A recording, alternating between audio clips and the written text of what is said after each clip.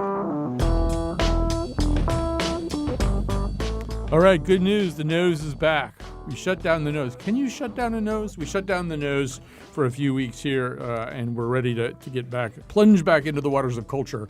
Again, Tanisha Dugan is with us, producing associate at TheaterWorks, and Carolyn Payne is an actress, comedian, dancer, founder, director, choreographer of Kinetic Dance, and so much more.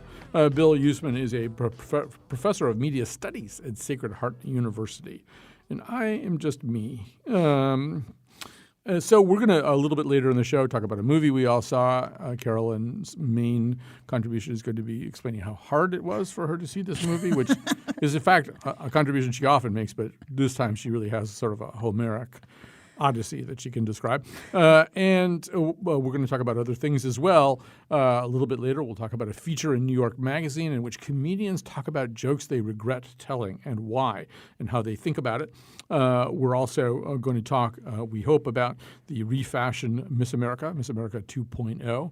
But first, even as we bid farewell to Cynthia Nixon. I mean, we'll never totally bid farewell to Cynthia Nixon, but her gubernatorial aspirations, anyway, are going into that good night. But we still have left in our mouth the strange taste of a bagel, a cinnamon raisin bagel with cream cheese and lox. And for some reason, I understand, as somebody who's covered politics for a long time, why this caused such a stir. But maybe we need to talk about whether it should have caused such a stir.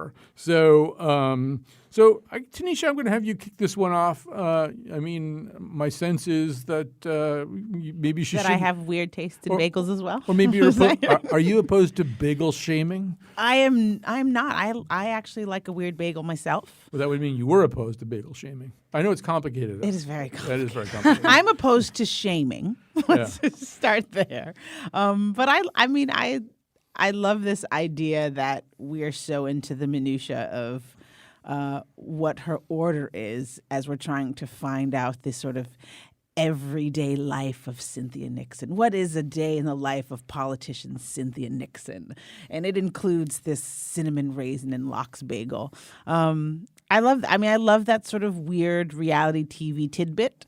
I think it gets odd in the case of this, story, because it is such a non-story. But I think there's nothing more New York than judging someone for their bagel taste, right? Or judging someone, period, right? Well, exactly. I mean, it's all unsurprising. I'm judging the three of you right now. I hope you can tell. Well, you're shaming us too. But Bill, there's a whole kind of uncoding that goes on with all this stuff, and it. Although I think it makes sense to sort of dichotomize it a little bit, all right? So politicians, they go around a lot of places and they eat food. And a lot of times you're in a new place, you're in a place where you don't belong. Can you understand our ways? Can you master the code, the local code? And so this results in a lot of pictures of people like Rick Perry eating corn dogs at an Iowa fair in a way that really looks like, well, you can imagine what it looks like. Anyway, and it results in probably the most kind of fly-specked question, maybe literally, is the Philly cheesesteak, where politicians come in and they order it the wrong way. John Kerry got in trouble for wanting Swiss cheese on it. I think Scott Walker wanted American cheese. You're supposed to get cheese whiz. Well, you're supposed to say sauce and whiz or onions and whiz, which is not something you typically say that you want on your food, whiz. But this is a little different. This isn't about mastering our ways. This is more about, are you one of us? Yeah.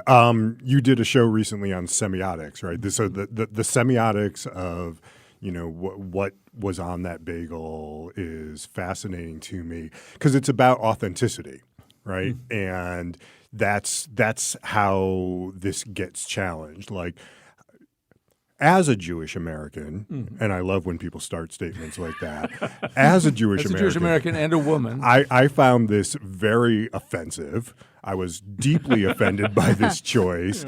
But I'm also someone, I've argued with my wife about what a real bagel is or not. And there's a very small number. You can get a plain bagel, an egg bagel, sesame seed, poppy seed, and maybe marble, but anything But no else. rainbow bagel? No, none of that. What about cheddar?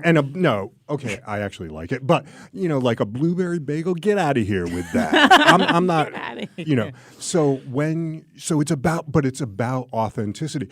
Well, she I was don't know. authentically honoring her taste buds for sure. And there is something to be said about this sort of confluence of flavors, right? She's got a little bit of Jewish flavor. She's got a little bit of... And didn't she explain like she likes that like sweet and salty? No, I'm pushing back. It's just disgusting. Although, Tanisha, I think you make a great point, which is, you want authenticity from somebody. What's more authentic than ordering what you want Exactly. in defiance of the norms? But that's not how Exactly. authenticity actually works, I right? understand this. So I was up in the Catskills this summer, and I went to this place that has these crazy donuts. Like they hand make these donuts, and then they have like all these toppings you can put on them. And I got judged by the woman, this like lovely woman at this donut shop up in the rural Catskills, because I wanted my donut to have Fruity Pebbles, bacon, and the like maple drizzle on top. Because to me that was like that is disgusting. it was and delicious. unnecessary. I mean, really, the best donut is a But glazed like donut. they had all these No, options. there's someone very close to me who would embrace that choice completely. Right, I thought it was, and the woman was kind of like, we've never done that before. And I was like, well, you said you can have any toppings you want on your donut. Like, don't judge me for doing any toppings I want. So I get it. Like, Did she give it to you?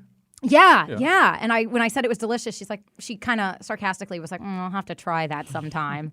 She's not trying it. She's never going to try it. They're not adding that to the menu or No. anything. So So, I mean, picture up They'll in call the it. kitchen now. They'll or call it something. the pain donut. Double meaning. there. Donut of pain. So I don't know. Is there anything else that we have to say about this? I guess. Although I have to say what I do love about it, and I think it says a lot for who she was as a candidate, and it is someone, like you said, and it's sort of a repeat of what you just said, is somebody who was going to say what was on her mind, eat what she wanted, and defy this dog and pony show that is what it is to be a politician. Yes, she could have had a sesame bagel with cream cheese and lox and capers and red onion and been called the quintessential, New Yorker. And that is, I would say, definitively singular in the definition of what it means to be one. I'm convinced this is what took her down rather than the Cuomo I was just New about to York ask, machine. is this what it was had her nothing to do with downfall? Cuomo's power, right? It was purely Could the be true. bagel. Well, I also do think I think it's a fake test in this case. I understand why people get tested that way. My favorite one of all time, I can't place the year anymore, but Steve Forbes was briefly running for president. He was up in New Hampshire, and I think Michael Lewis wrote about this, that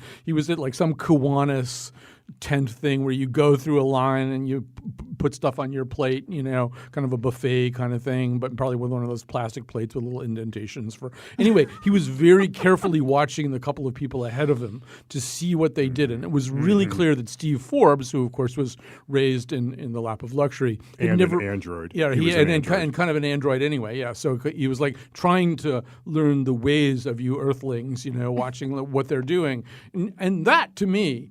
That does tell you something. That actually has some kind of semiotic purpose. But if she just wants, if Cynthia Nixon, who lives in New York, and probably orders a lot of bagels, if that's the kind of bagel she likes, I just can't imagine why that's anybody's business. So here's the question. Do you think we're moving away from that Steve Forbes version of being of the people? Do you think we're moving? Do you think Trump has put us in this place where Steve Forbes maybe wouldn't have to do that thing anymore, where he had to eat the food that he would never want to eat because it looks like what folks in Chicago? Could he just have a regular hot dog and not, or a thin slice of pizza and not have to have the deep dish because he's in Chicago? If there are not pictures coming back to us in the next 6 to 8 months of Joe Biden and Elizabeth Warren and all kinds of people eating corn dogs at Iowa fairs, I will give you $20. Trump would have I'd put rather see 3 them tacos tractor on pulling. top of it. To be frank. Well, we should probably switch gears a little bit just so we have time for everything, particularly because we have decided that we do want to talk about. I sort of thought this panel would not want to talk about Miss America, but I'm as usual wrong. I didn't. You didn't want that. Well, there are people who did, and so I'm an old school fan. Yeah, Really? Well, we're going to come to that. We're going to I come to that. actually watched it. We have to get through the comedians first. So one of the things that New York Magazine has done is they've interviewed a bunch of comedians about a joke that you regret telling. Now, most of these jokes are jokes that I cannot read on the air because they are, in fact, regrettable jokes. And even if they weren't regrettable jokes, I still couldn't read them on the air because they are profane, let us say. And a lot of them do. A lot of the comedians regretted using people with disabilities, as comic crutches. You can sort of get that. But a lot of them are also just kind of reprocessing everything in the light of 2018 and Me Too and body shaming and stuff like that. Although, I don't know, Carolyn, it's if you start removing everything, there's nothing. What can you say? I don't know. How, as a comedian, did you react to all this? I feel like comedy, before the show we were talking about safe spaces, and comedy kind of needs to be that safe space, but within reason. Mm-hmm. I do think that there are certain things. Part of comedy is kind of like, poking the fire and trying to and getting that chance to kind of like say things and challenge people. But you can make people uncomfortable, but not to the point where somebody is gonna feel hurt. I think that in reading this, there were some that literally like you did bristle at. Mm-hmm. That where it's just like there is no way that is ever going to be funny. But some of them, you think. Well, you're seeing. Go. I'm moving my body. I think it's about what does funny mean, right? And like that responsive laughter, to me, is about not quite knowing what to do, right? Mm-hmm. And so there's a particular joke in the article that we all bristled at.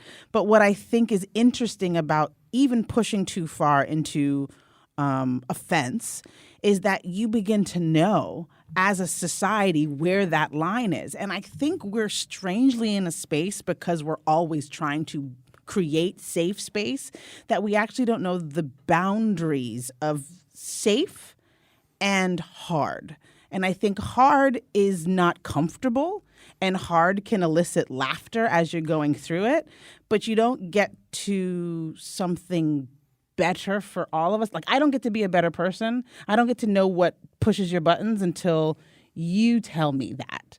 And sometimes that's different for the professor than it is for the comedian. And those are things that we learn in practice in real time, and can't be glossed over by like a general, I feel this is safe, and therefore I'm going to put upon you that this is your safe as well. And you also can't predict what people are going to find offensive. So speaking of being a professor, at least 10% of my professing is comedy. And one time in class, we were talking about this famous case study of, this panic that happened after an Orson Welles radio broadcast, and it happened in New Jersey. And I made a joke about, well, of course, if Martians were going to land, they were going to land in New Jersey, and how could you tell? Stage shaming. Ba-dum-bum. Right. A student came up to me after class and said, I just want you to know I'm from New Jersey and I'm really sick and tired of these kind of jokes.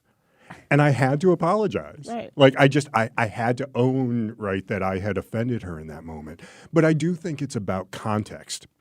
I don't like the idea of making a blanket statement that some things are off limits for comedy. I'm not sure whether you can make an Auschwitz joke or not, but I do know you can't make an Auschwitz joke at Auschwitz. Right. Mm-hmm. So the venue is really important. Yeah. I should say just very quickly. I mean, I could talk about this for 4 hours, but back when I was on AM radio for 16 years, I was much more of a brat and not exactly a shock jock, but a lot of times I was sort of trying stuff out because you're on the air for 3 hours and you're just like, let's see if this is funny. Right. And that's a terrible thing to do because so many thousands of people are listening. They didn't necessarily choose to listen to somebody who's maybe going to try something like this. And I had this talk about regrets. I have this list. I have a list of people that I should just call and say, I'm really sorry I said that, but I'd be on the phone all day doing that. Now, Carolyn, to your point, I feel like when people come to a comedy venue, they've made a certain set of choices. They have decided that they are going to go someplace and to open be themselves pushed. up Yeah. to be pushed and to be challenged. So, but again, it depends on venue. One of the worst, Colin knows about this, one of the worst experiences I've ever had as a comic is I had to perform at a retirement home. They had hired comedians, like good comics, good locally based comics, and we had to perform at this retirement community. And it was awful. Like nothing I could say was landing. It was like I was just accidentally offensive. I had a woman completely attack me. I got heckled by like a 90-year-old. It was the worst, one of the worst experiences on stage ever. And this is material that I had really cultivated and I felt really solid with. But first, it just was not. It was not the audience, where somehow me making fun of Netflix, which they didn't understand, then they took as a personal affront. If you can imagine a joke about Netflix getting flipped into a personal affront against, with ageism. Netflix and kill. Yeah. So I think that sometimes it is where you're saying it, not just how you're saying it or what you're saying. It's where you're saying it. An And audience. who's saying it, too, right? There are jokes that Tanisha can make that I can't make. For sure. Yep. And I think it's okay to own that. Well, I think that's the space that we are occupying right now, right? That this idea that something that's for me may not be for you. And I think we're all, collectively, because I don't buck against this personally, but I think collectively we're bucking up against, I can't say that word, but you can. I can't do that thing, but you Right. can. And it's like, well, yes, actually, there is some societal rules that have determined what you can do and what I can't do. And that follows down many paths. I think also just from the structure of comedy, it's, it is hard to make a rule. There's almost no rule that will hold up. It's like trying to nail Jell-O to the wall. You just can't really quite get there. I mean, I'll give the most offensive example I can think of, which is I would say as a rule, there's just no room in comedy for talking about mental retardation, except that Sarah Silverman does it a lot. She does it in a way that, as she says, makes fun of the person talking. She has this comic persona who says wrong things, who just completely gets everything wrong.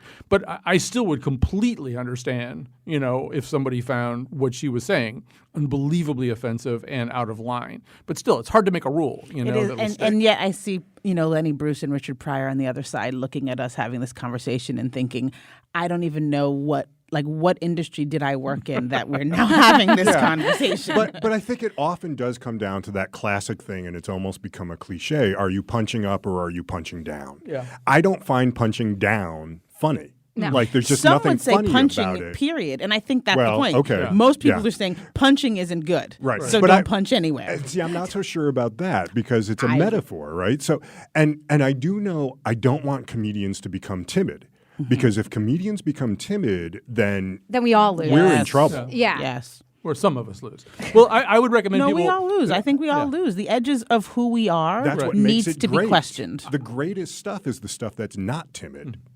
A great coda to this conversation would be to watch Bill Burr's new special, Walk Your Way Out. It is not Bill Burr's best comedy performance. And I think significantly, he did it in a very famous auditorium in Nashville where the audience is not really entirely on his side. And he works with that a lot. Bill Burr is kind of famous among comedians for working with hostile crowds. He has this legendary thing he did in Philadelphia where he insisted on just, badgering the crowd for 15 minutes. But it's really interesting because it's very much about sort of pressing back against whatever the new set of rules are. Bill Burr, being Bill Burr, does not want to follow them. I would also just quickly say that on Saturday night, I will be at CT Improv doing this combination of improv and stand-up. It's not something where I can plan my set, but I will probably say some pretty horrible things, so don't bring your children or Be forewarned. your sensibilities. Wolfie will be on before me at 7 o'clock with her Asking for a Friend Nice. show. So, but yes, at 9 o'clock, I will say bad things. That's a good sweet and salty combo. Yes, You've exactly. got Yeah. Asking for a friend, kind of gets you in a That good is space, like and a cinnamon raisin bagel with Right. lox on it. Well, the CT Improv people are always, I do this about once a year with CT Improv, and they're always a little bit aware of the fact that I am going to drag them down into hell in a way that they're not usually going.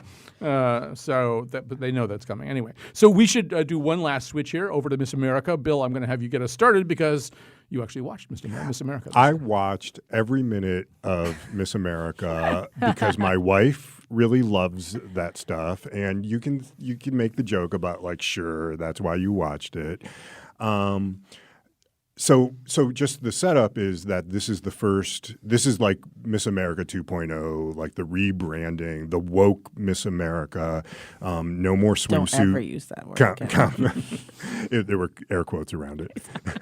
No more swimsuits, and it's all about empowerment. The opening was so awkward with just really pushing this, I'm a smart woman and I'm confident and I'm strong and I'm a nuclear physicist and I just found it completely awkward, and I found the whole thing to be really faux because instead of woke. It was it was faux woke. Faux woke. Faux woke. Woke faux. That's going to be a thing. That's my new T-shirt. Yeah. Faux woke. No, don't do it.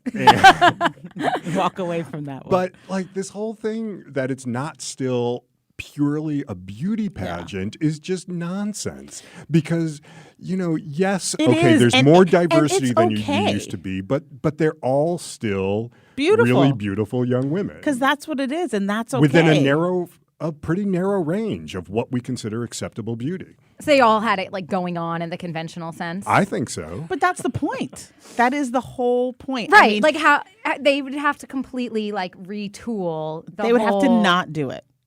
Pretty much. So I'm going to show the fact that I'm a young mom. So there's an episode of Boss Baby, the show, where they have this baby pageant. And the whole point is that this sort of subversive baby is trying to get them to cancel the baby show altogether because all babies are wonderful, right? And I think that is the essential premise of this 2.0 version of this beauty pageant. It's this idea that all women are beautiful no matter what. But there's something for me, and maybe there's some nostalgia, and perhaps someone will psychologically dig into why I love this. I like seeing beautiful women, and I like to perform beauty, whatever that means to me as a person. So I'm totally okay with it. I loved it as a kid.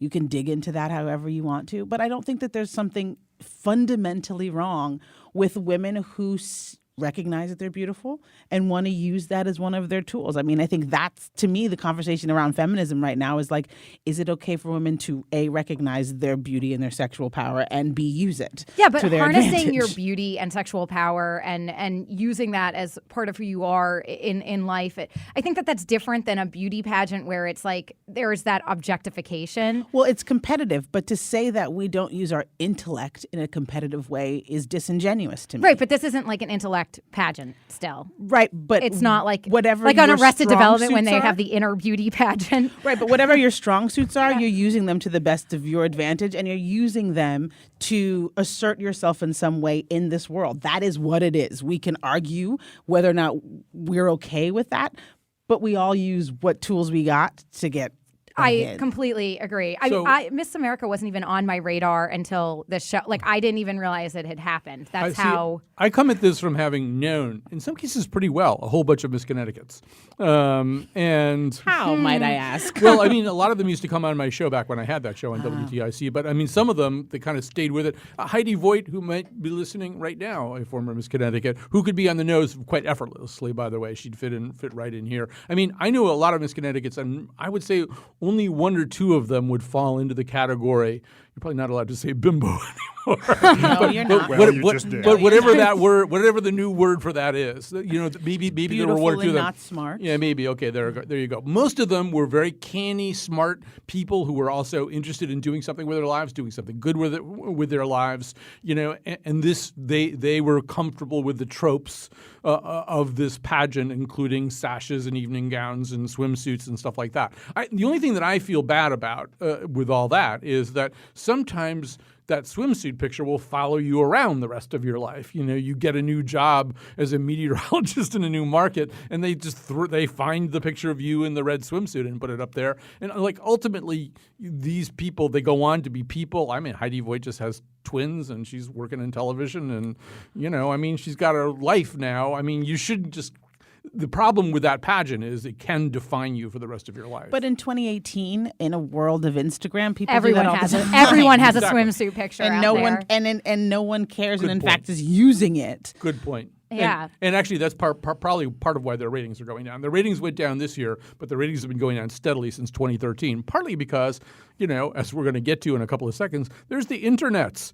You just type girl in swimsuit, and click pictures, images, I guess is what you click, and you'll see lots of them. So, and also there's football on Sunday nights. So the kind of people who want to see women walk around in high heels and bathing suits are also the kind of people who like the NFL. It's obviously eaten into their ratings in lots of ways. So I don't know. I mean, final verdict here. Okay, you say no good can come from this? No, I mean, I think it's fine. I just it's not my thing to watch. It wouldn't have ever been my thing to do, but I think everyone should get to if that is your dream. If your dream is to be a Miss America and kind of go through that journey, then that's fine. All right, Bill.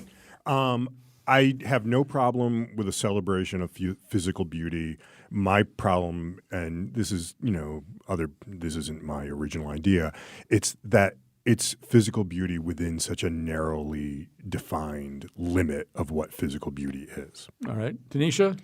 I say you can cancel it and have either just the Victoria's Secret fashion show or the Rihanna, Fenty Savage collection and get the same thing. The last thing we should say is congratulations to Miss Connecticut this time. She was first runner-up, which means if anything goes off the rails with the current Miss America, she'll be Miss America. I really did like her moonwalking during Irish step that dancing. was a heck of a dance. That was She won the talent competition by Hands doing down. Irish step dancing and then kind of segueing into moonwalking, which I think as people from Connecticut, we can all be proud of. Bridget Oye, it's O-E-I, I think. I haven't learned how to pronounce it yet. But anyway, good for you, Bridget. Come by the studio sometime. I'd like to meet another Miss Connecticut. All right, let's take a break. We'll come back. We got a movie to talk about, and Carolyn's got to go see it in some other state.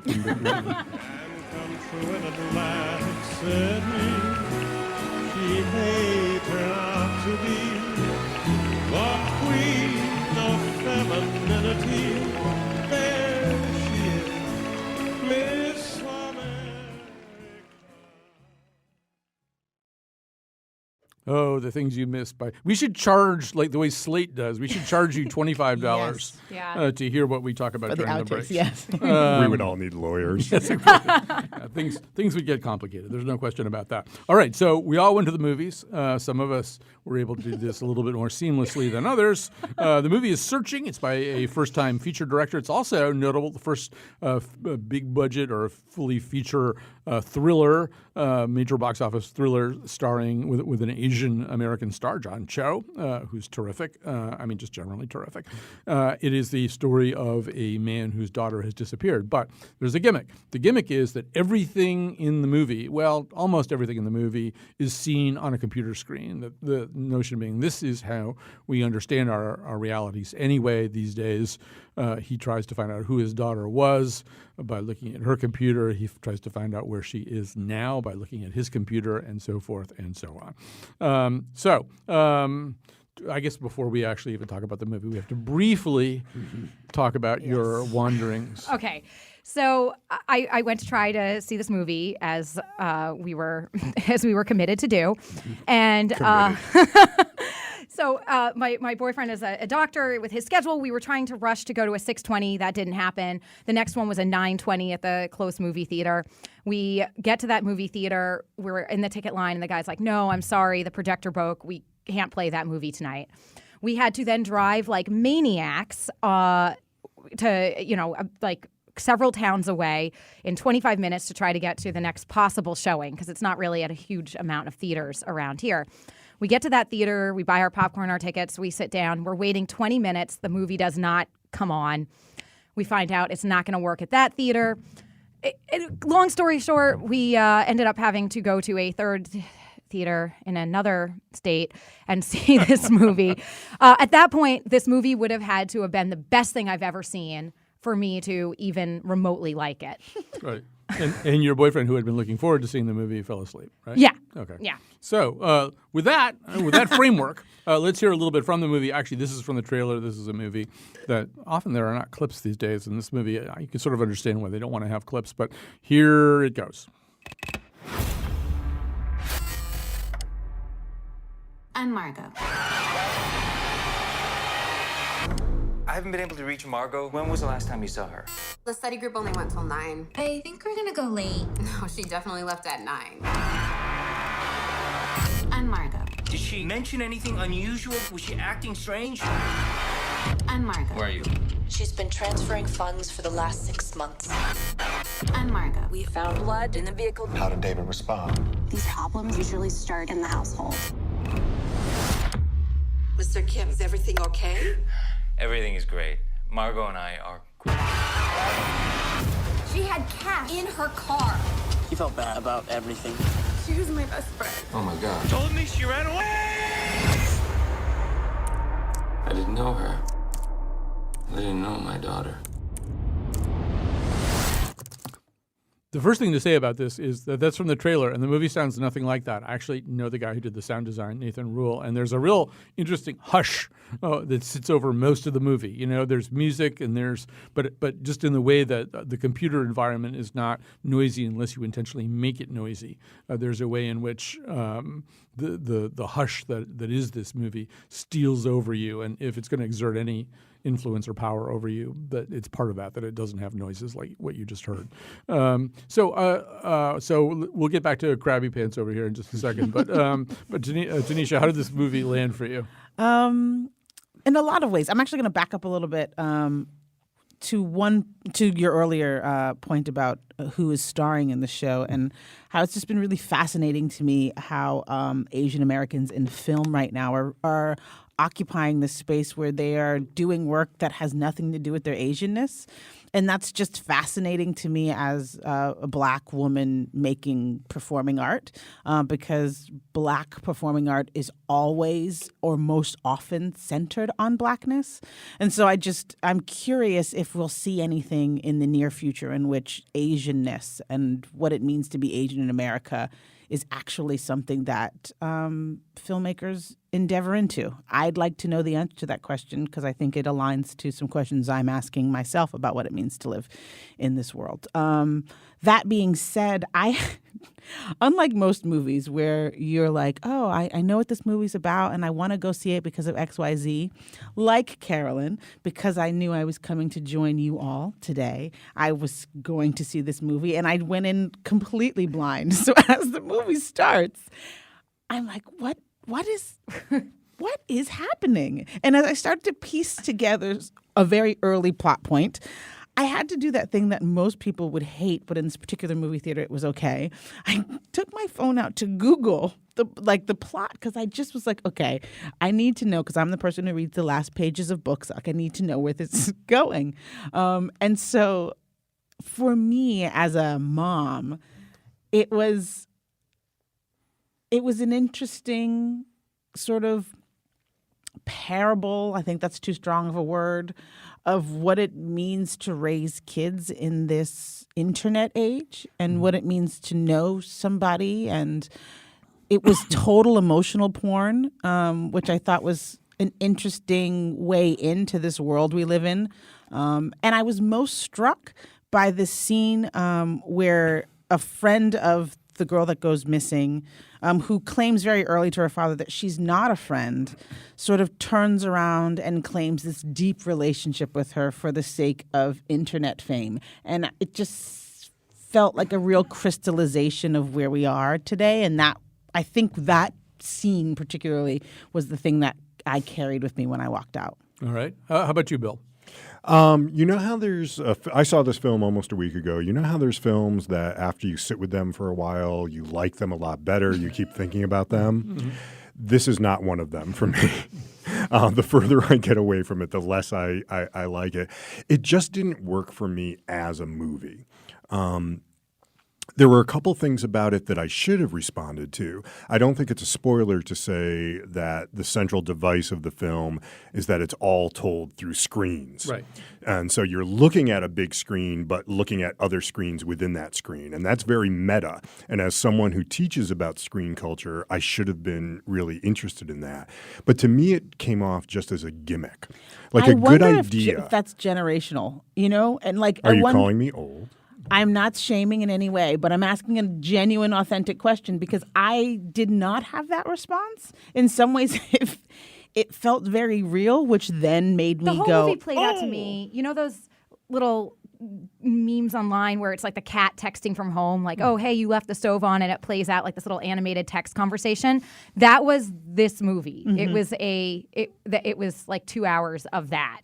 Well, let me. I thought I was the only person who saw this resemblance. It turns out I'm far from the only person who saw this resemblance. But Carolyn, you and I both separately saw the movie Eighth Grade, and I found myself thinking a little bit about this. John Cho and Josh Hamilton both play these fathers who are fumbling to understand their daughters, and their daughters' lives is being conducted in an arena other than the kitchen table, other than where the father expects to be able to have conversations play out. And there's some real similarities between those two movies. Yeah. Yeah, I definitely saw those. I saw that similarity. I think there's a lot of pop culture and media out there right now that is almost designed to scare parents into what their children are doing online. And I think that this movie is a thriller in that, I mean, the pacing on it, the fact that you could fall asleep during it is quiet because it's computer screens. There is something, but the thriller in it really is that, oh my God, your child is doing could be online, doing all this stuff, you know, using Venmo to launder money or something. Just the concept of like your kid doing that. And you kind of not being aware, and that's like not a new concept, right? Like we can all dig back and be like, oh yeah, I did. There's a lot of things in this vault of mine that my parents didn't know of. I think. Right, but somehow with the presence of the world with internet, I oftentimes find myself saying like, oh my gosh, I'm so glad I did not have social media when I was a teenager. I feel the same way. Well, they would never be tracked, at least. Right, yeah. I mean, like they had by the time I was in college, like that stuff was around, but I'm really glad I could grow up without having to deal with that, because movies like this in Eighth Grade kind of show the ramifications of that reality of what it's like to be a teenager and having access to this kind of world. I like this movie better than you did, Bill, although I don't particularly want to see it again or anything like that. And I liked it for a couple of reasons. One of them is I'm just grateful to see a movie that kind of blends new and old. So there's ways in which this movie effectively uses the new, particularly in that kind of information-rich quality that, you know, a screen that has a couple of other screens sitting behind it, and there's just constantly a lot of information churning up there at you. And if you watch this thing pretty carefully, you can figure out a lot of things way faster than John Cho does, which I found a little bit frustrating. But there's lots of little Easter eggs. Yeah, there's just lots of information. I was just about to say, I mean, I won't give away the ending, but did anyone kind of piece this together? I was most of the way there by the time. Right. And I thought that was the disappointing part. Well, it depends on whether you want to feel smart or dumb. Like I like feeling I live with somebody who, like, if she's watching the first episode of Game of Thrones, this has actually happened. She was watching the first episode of Game of Thrones, and I'd already seen the first season, and she goes, is he going to die? Are they going to kill that guy? Are they going to cut his head? I'm thinking that happens like 4 episodes from now. How do you know that? Yeah, Laurie does the same thing. So I think they may have been overhand, because I knew where we were going, having nothing to do with me, my earlier Googling. I knew where we were going pretty early because I think they were very heavy-handed with the co-star in terms of tracking that story as co-star it went. being Deborah Messing. I think the costume designer, I just think was a little heavy-handed. There was it was unnecessary for her to be as frantic and as beleaguered and tired as she so quickly appeared, and that. I would also say, like, look, I love Grace Adler as much as the next guy. I don't think this is one of Deborah Messing's great performances. I do think she comes off as kind of wooden, and it is kind of heavy-handed, and the way everything has to be kind of explained point by point toward the end. It just didn't gel for me. Right. So we have to be careful that we don't spoil. We won't. This. No So spoilers. no spoilers. So the other thing that I would say about this, first of all, this is like the only thing I've ever enjoyed Deborah messing in. Apparently, I'm not the next guy, but I agree. But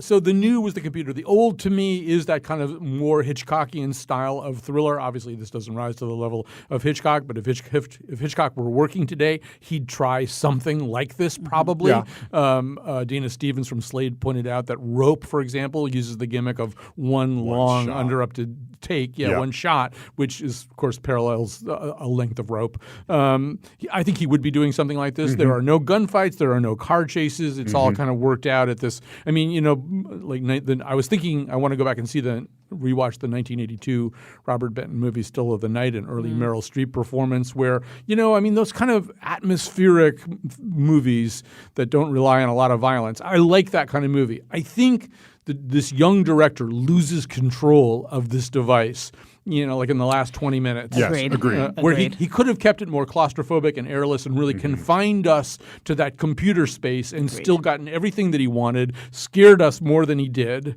It's too bad. But he faced a really difficult conundrum, right? Which is that as the story unraveled and unfolded, the world as it appeared to John Cho's character got bigger. And instead of forcing himself in the way that you've suggested into the room and the computer, he tried to grasp the rest of the world. And that very first shot where he's trying to capture more of the world, I thought, oh, are we moving away from this device that he set up so far? And when he turns it back to this screen we're watching is the news, the news feed, I go, Yeah, there's a lot of ways in which he well, actually, we don't have time to get into this, but I mean, in order to make this whole thing work, he really has to do all kinds of. The beginning worked really well for me. And I Beautifully. thought one of the really cool things was the progression of technology, how you could see the passing of time in the beginning montage by the different computer and technology. I latched onto that and thought that was really well done. And then, the movie kind of derailed for All right, me. we have to stop there, so we'll have time to make some recommendations afterwards. So let's do that. The movie is Searching. see it. We don't. Yeah, you can either go see it or you don't. I don't think we're going to get upset if you don't go see it, but maybe you could go see it. Yeah, go see it. John You Cho. can, if you can find a theater play. Right, Tanisha and I say go see it. Asian stars. support it. It's not the worst thing Colin ever made me see. Right. Carolyn just says make sure you've got gas in the car.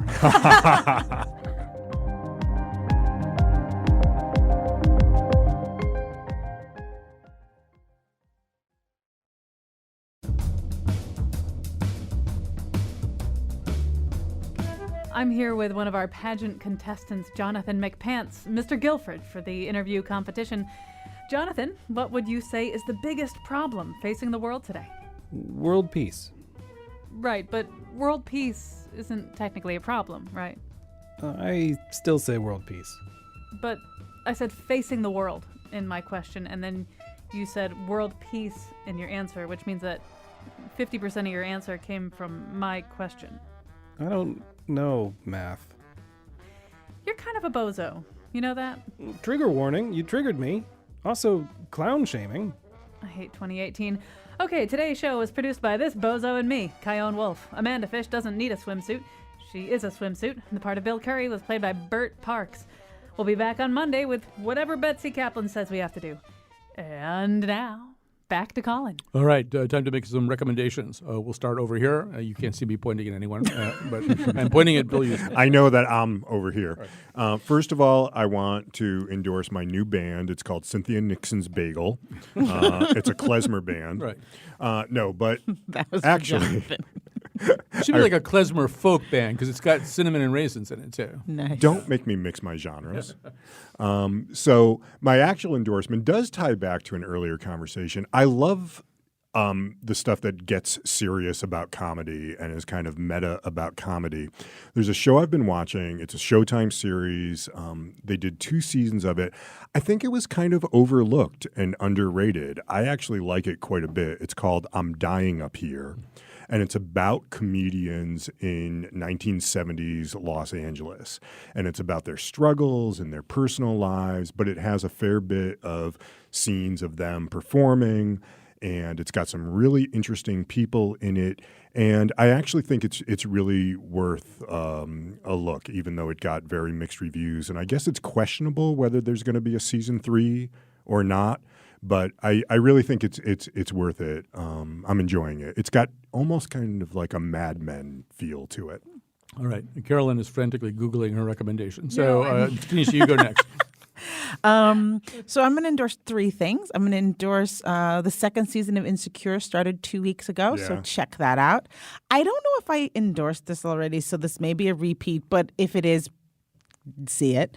Hannah Gadsby's and Nanette is a must-see, especially coming off of our conversation today. We did a nose about it. What? Yeah. How dare I not be on that nose? Anyway. Carolyn and I were. That's okay. That's okay. And then this endorsement actually comes off of Jonathan McPant's request because I just loved this idea. And I will share the link that hopefully they can add to the show page.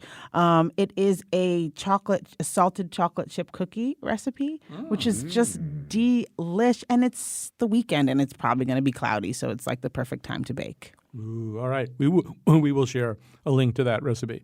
All right, Carolyn, you ready? Yeah, well, on Tanisha's note, so little known fact, I'm a really good baker. And the secret to good baking is putting salt in whatever you're making because of that salty and sweet. So Cynthia Nixon knows what's up. I've always found you very salty. That I am. Okay, so my endorsement is the Netflix. I love Netflix or TV or anything where I don't have to leave the house because obviously when I try to leave the house, it just derails really quickly into a disaster.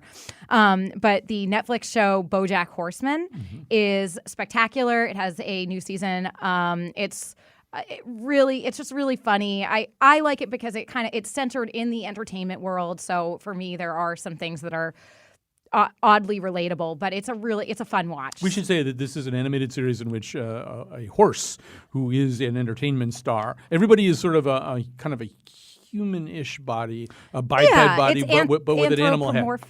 With an animal head. Will Arnett voices the horse, and then there's a whole lot of people whose work you. I also am concerned that you guys congratulated me for using a multi-syllable word there.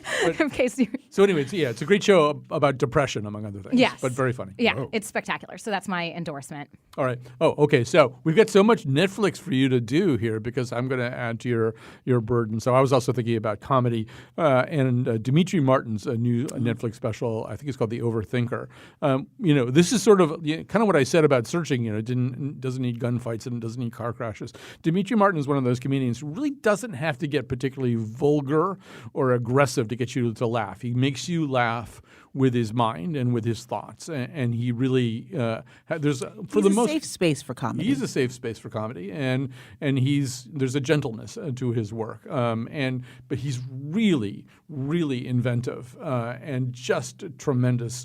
Some of the places that his mind goes. So it was just such a joy to watch that. I watched that and the Bill Burr special, which I don't necessarily, unless you're feeling really angry and over-constrained by social mores. Yeah. Then watch the Bill Burr thing. You'll have a great time, particularly if you sort of hated everybody who ran for president. It's that special, by the way, is filmed right before the 2016 election. So he doesn't know who the president is going to be, and he has some interesting things to say about both of them. And now I was kind of hoping that I would run out of time so I wouldn't make this endorsement because it's a little embarrassing or personal or something like that, but I'm going to do it anyway.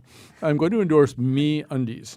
So MeUndies is a subscription underwear service. I heard about it on podcasts. They advertise on podcasts a lot. This is not an advertisement for MeUndies, but now that I get them in the mail once a month, I don't want any other kind of underwear. They're super, and I get the really funny ones, I have like the ones, well, I'm going to tell you what's on the ones I'm wearing right now. That's none of your business. But there's a new development that's very important. Even if MeUndies was not maybe going to be for you, it's going to be for a certain kind of people because they have just announced their Star Wars line of MeUndies.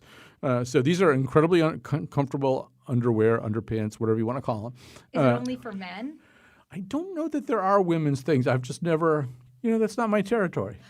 I Fair. Don't be so Fair. binary. Although Don't there's be so nothing wrong binary. with buying. Yeah, Right. That's right. Or others. I mean, That's you right. had me at Star Wars Star Wars, underpants. yeah. I was down for The underwear yeah. of the month club. I love this. You are the captain of underpants. I am not the kind of person who goes on the internet looking at women's underwear. I just want to say that. So I don't know whether they're women's underwear or not. But there definitely are men's underwear, and there's some really great ones. But order the fun ones. There's some service. There are women's. I'm being told there are women's MeUndies. Don't just order the serviceable ones. Order the ones that have like little dog faces all over them or something. Or This little feels like a pieces of nicely sushi. full circle episode. We Yeah. started talking about Rihanna's Savage and Fenty, and we end with MeUndies. There you go. All the underwears. All right, sit around in in your MeUndies, eating a bagel and watching Netflix, and you'll have a great weekend. Waterberry, Alderberry, Woodberry, hitting on New Britain, Vernon, I already said that one, Avon, Farmington, yeah.